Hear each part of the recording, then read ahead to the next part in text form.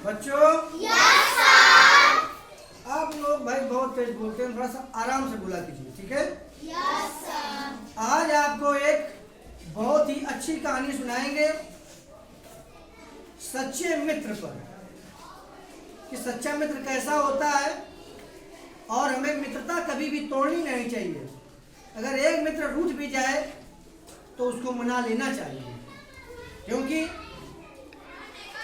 माला जब एक बार टूट जाती है तो दोबारा बनाने पर उसमें गांठ आ जाती है। इसलिए मित्र कभी भी रूठे तुरंत मनाओ, उसमें गांठ न पड़ने पाए। अगर गांठ पड़ गई तो वो मित्र आपको पहले जैसी दोस्ती नहीं रहेगी, ठीक है। Yes sir. चलिए हम लोग कहानी आगे स्टार्ट करते हैं। कहानी है सच्चा मित्र अनमोल रत्न। सच्चा मित्र अनमोल रतन। हाँ, सच्चा मित्र अनमोल रत्न के समान होता है। उसके आगे हीरा मोती सोने चांदी सब कुछ बेकार है। बाइबल में कहा गया है कि सच्चा मित्र विश्व का सर्वश्रेष्ठ दवा है। हमारे इतिहास में सच्चे मित्रों के अनेक प्रसंग हैं, जैसे कृष्ण सुदामा की मित्रता। इसकी कृष्ण और सुदामा की मित्रता। सुदामा और कृष्ण बहुत ही गहरे मित्र थे। ये संदीपन मुनि के आश्रम में पढ़ते थे साथ साथ, और जब बड़े हुए तो सुदामा जी ब्राह्मण थे जात के, तो जा के भिक्षा मांगकर अपना गुजारा करते थे। भगवान कृष्ण राजा बन गए और इतनी गरीबी सुदामा जी के ऊपर आई कि वो जब भगवान कृष्ण से मिलने गए तो वो जब मिले एक दूसरे से तो उस समय का सीन इतना गमगीन सीन था कि देखने वालों के आंख पे आंसू आ जाते थे। मित्रता ऐसी थी कि सुदामा जी बिन चप्पल के नंगे पैर फटे कपड़े पहन करके, उनके पास थे नहीं, वही पहनकर जब गए थे तो द्वारपाल खड़े थे। उन्होंने डांट दिया कि यहाँ कहाँ घुसे चले आ रहे हो। तब सुदामा जी ने कहा कि हमारे परम मित्र भगवान कृष्ण हैं, उनसे हम मिलने आए हैं। तो लोग हंसे मजाक उड़ाए, तो बोले मेरी बात कम से कम उनसे आप बता दीजिए जा करके, हंसिए नहीं। अगर वो मिलना नहीं चाहेंगे तो हम उनसे नहीं मिलेंगे। द्वारपाल ने ये बात सुनी और जाकर भगवान कृष्ण को ये बात बताई कि एक आदमी पागल की तरह है, पैर में चप्पल नहीं है, फटे कपड़े पहने हुए है, वो आपको कह रहा मित्र है। तो भगवान कृष्ण ने बहुत अच्छा उत्तर देते हैं। उन्होंने कहा फटे कपड़े पहनना, नंगे पैर रहना, गरीब होना पागलपन की निशानी नहीं है। और पूछे तो आखिर वो नाम क्या बताए हैं, तो जैसे द्वारपाल ने कहा सुदामा नाम बताया है, तैसे ही भगवान कृष्ण नंगे पैर दौड़ते चले आ रहे थे अपने मित्र से मिलने के लिए। वो भी नंगे पैर थे, यानी जब उनसे मिले वो गले, उस समय उनके पास भी एक जितने उनके कपड़े थे उतने उनके पास कपड़े बचे। नंगे पैर वो थे, नंगे पैर वो थे, बिल्कुल सिंपल मिले थे। पर मिलने के बाद दोनों तो बहुत रोए थे मिल करके कि आप कितने दिन हो गए मिले हुए, आपने एको बार याद नहीं किया। सुदामा बोले, फिर यही बात कृष्ण बोले, बातें बहुत हो गई। इसके बाद भगवान कृष्ण ने रथ मंगाया। रथ में उनको बैठाल करके कंधे में हाथ रख करके अपने राजमहल ले गए। जब राजमहल ले गए तो उस राजमहल में अपनी रानियों से कहे ये मेरे परम मित्र हैं, और उनको ले जा करके अपने आंसू से सुदामा के पैर धुए। इसके बाद नए नए कपड़े पहनाए उनको। फिर गुजरी बात जो बचपन की थी उसके बारे में उन्होंने बात की, हंसे, अपनी रानियों से मिलाए भगवान कृष्ण। समझ रहे हैं ना। इसके बाद भगवान कृष्ण ने कहा कि दोस्त, मेरी भाभी ने मेरे लिए क्या उपहार दिया है। तो सुदामा जी तो बहुत गरीब थे, उनकी पत्नी ने उनको एक मुट्ठी चावल दिए थे, गरीबी की वजह से एक मुट्ठी चावल दिए थे। तो उन्होंने शर्म की वजह से दिया नहीं था कि एक मुट्ठी चावल देने में शर्म लगेगी, तो उन्होंने फिर भगवान कृष्ण ने छीन लिया उनसे पोटली, तो तकिया नीचे छुपा कर रखे थे।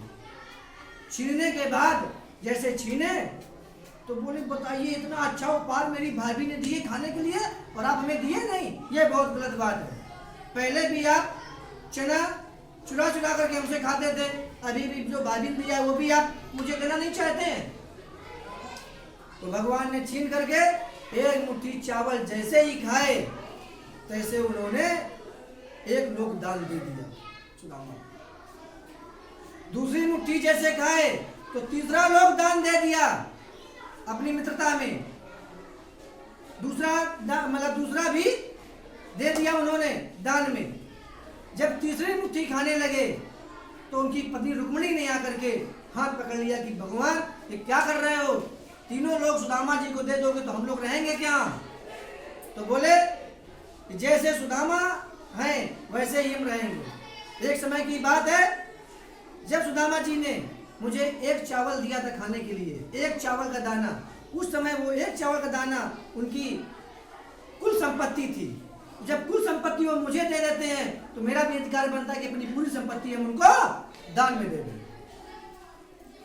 लेकिन रुक्मिणी वो तीसरी मुट्ठी छीन के खा गई तो एक लोग उनका बच गया था। ऐसी होना चाहिए मित्रता, समझ रहे हैं ना।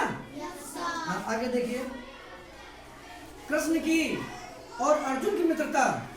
कृष्ण और अर्जुन भी बहुत घनिष्ठ मित्र थे।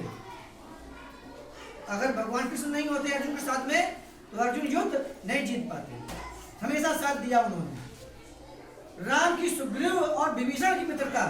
अगर भगवान राम के साथ सुग्रीव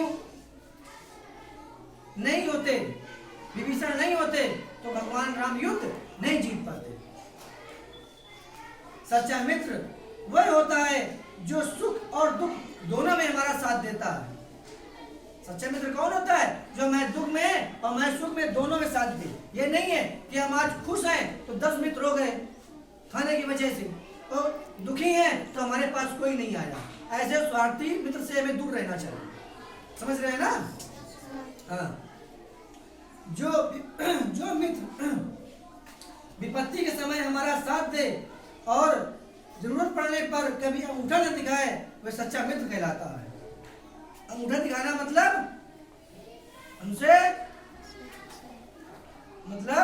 दूर रहना, जब काम पड़े तो हमें काम ना आना, समझ रहे हैं ना।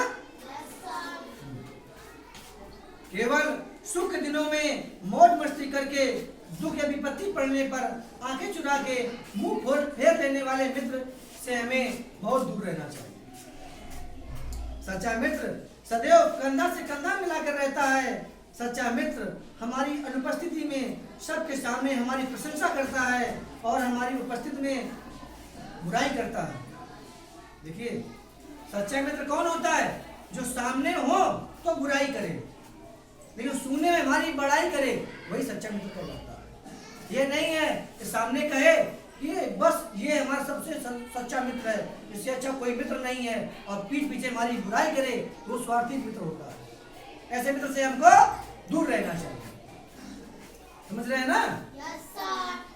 वह हमारी गलतियां बताकर हमें सुधारता है, जो हमारे सामने हमारी प्रशंसा करता है और हमेशा हमारी हम यहाँ मिलाता है, वह सच्चा मित्र नहीं होता है। जो हमेशा आपके हाँ में हाँ मिलाए, जो आपके सामने आपकी बड़ाई करे, समझ लीजिए वो स्वार्थी मित्र है, उससे आपको हजारों कदम दूर रहना चाहिए।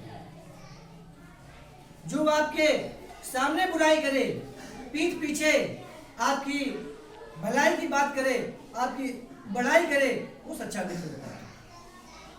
आपके सुख दुख में जो साथ दे वो सच्चा मित्र होता है। और हमें ऐसे मित्र को कभी खोना नहीं चाहिए, वो सोना और हीरे से बढ़कर मित्र होता है। समझ रहे हैं ना, समझ रहे हैं ना। हाँ बोलिए आप लोग। ऐसा मित्र विपत्ति आने पर साथ छोड़कर भाग जाता है। सच्चे मित्र की परख दुख समय होती है। कहा गया है कि विपत्ति कसौटी से जा सके ही साचे मीत, अर्थात जो मुसीबत में साथ दे वही सच्चा मित्र होता है। सच्चा मित्र दुर्बल होता है, अतः इसे अमूल्य रत्न की तरह संभाल कर रखना चाहिए। जिस तरह रत्न जानते हो, हीरा है, सोना है, लोग छुपा के रखता है, दिखाता नहीं किसी को, है ना। और उसके खो जाने पर बड़ा दुख होता है। ऐसे ही हमको अपने मित्र को साथ साथ रखना चाहिए, उसके दुख में साथ रखना चाहिए। उसी को सच्चा मित्र कहिए आप लोग। अगर वो आपके दुख के समय साथ ना दे तो ऐसे मित्र से आपको दूर रहना चाहिए। अगर आप मित्र आपसे रूठ जाए किसी काम से, किसी बात से, तो ऐसे मित्र को हमको बार बार उसको मनाना चाहिए और एक मतलब वो मान जाए, जब तक माने नहीं तब तक उसको मनाते ही रहना चाहिए। और सच्चा मित्र ऐसा नहीं है कि पागल होता है, वो देखेगा कि हमारा मित्र हमसे 2-3 बार रिक्वेस्ट कर रहा है, माफी मांग रहा है, तो अभी हम मान जाए। इसलिए सच्चा मित्र को अनमोल रत्न कहा गया है। अब मित्रता की आप समझ गए क्या मतलब होता है? तो हमें स्वार्थी मित्र से दूर रहना चाहिए और अच्छे मित्र को हमेशा साथ रखना चाहिए, चाहे सुख हो या दुख हो। कहानी कैसी लगी? हाँ, वेरी गुड। इससे आपको ये सीख मिलती है कि मुझे दोस्त बनाने की परख का अनुभव हो कि कैसे हम आगे चलकर दोस्त बनाएं। ठीक है, गुड।